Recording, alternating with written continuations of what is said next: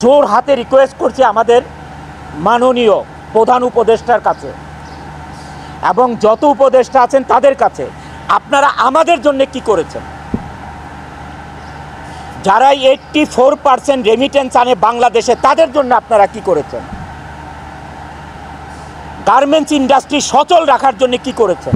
আমরা সবাই আশা করেছিলাম যে ঈদের সময় অ্যাটলিস্ট একটা বেতন ব্যাংকে লোন দেওয়া হবে।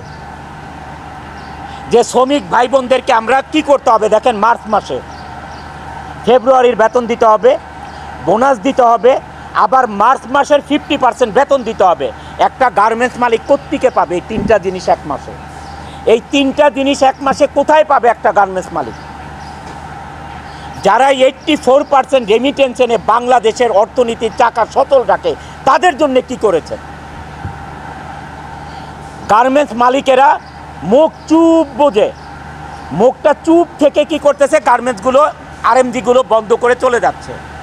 আপনারা একবার চিন্তা করেছেন যে আপনারা যে ইন্ডাস্ট্রিগুলো বন্ধ করে চলে যাচ্ছেন, এই দেশের অর্থনীতির অবস্থা কি হবে?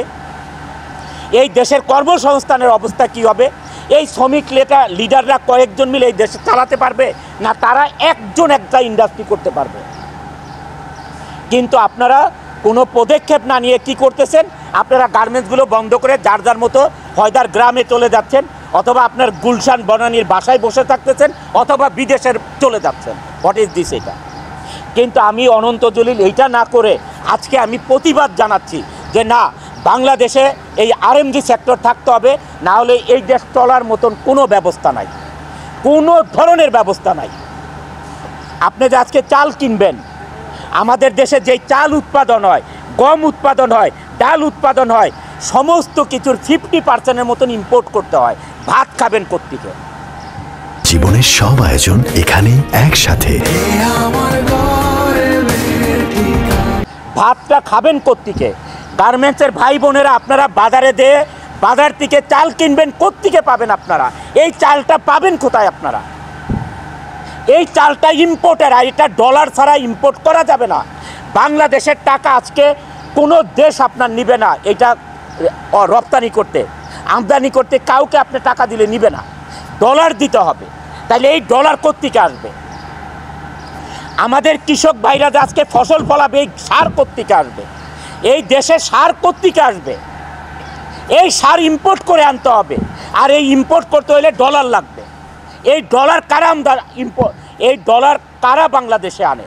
এটা আনে গার্মেন্টস মালিকরা আনে, আর হচ্ছে রেমিটেন্স যোদ্ধারা 14% আনে, আর 84% আনে গার্মেন্টস মালিকরা। কিছুদিন আগে আমি শ্রমিক লিডারদেরকে বক্তৃতা দিতে শুনলাম যে বন্ধ ইন্ডাস্ট্রিগুলি খুলে দিতে হবে। আরে সে মালিক এখন কেন খুলে দিবে? এখন কেন গার্মেন্টস মালিকরা ইন্ডাস্ট্রি খুলে দিবে? তোমরা লিড দিয়ে এই গার্মেন্টস ইন্ডাস্ট্রি বন্ধ করতে পারো, এখন খুলতে পারো না? একটা ইন্ডাস্ট্রি বানাতে পারো না? বানায় তাদেরকে চাকরি দাও। একটা ইন্ডাস্ট্রি এরকম করে বানায় তাদেরকে চাকরি দাও না পারলে। এখন কেন গার্মেন্টস মালিকদেরকে খুলতে হবে এইসব বন্ধ ইন্ডাস্ট্রি? আজকে যদি আমি ইন্ডাস্ট্রি বন্ধ করে দিই, এখানে 12,000 লোক কাজ করে, নট 12,000, 12 লক্ষ লোক জড়িত এটার সাথে। এই গার্মেন্টস ইন্ডাস্ট্রির সাথে কি জড়িত না?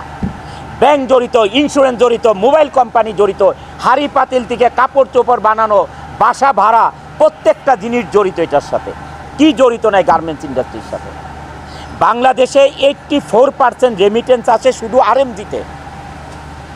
13% 14% আসে হচ্ছে আমাদের রেমিটেন্স যোদ্ধাদের থেকে।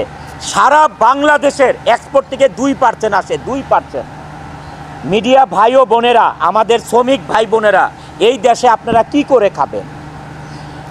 আমার শ্রমিক ভাই বোনেরা, আপনারা কি করে খাবেন? মিডিয়া ভাই বোনেরা, আপনারা এটা প্রচার করুন যে এই দেশ কি দিয়ে চলবে।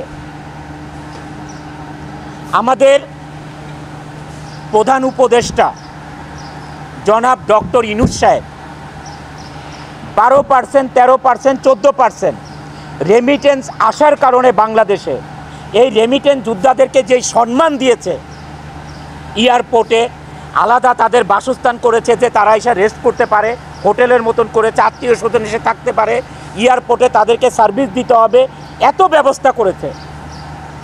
যারা 84% বাংলাদেশে রেমিটেন্স আনে তাদের জন্য কি করেছে? আমি এইটা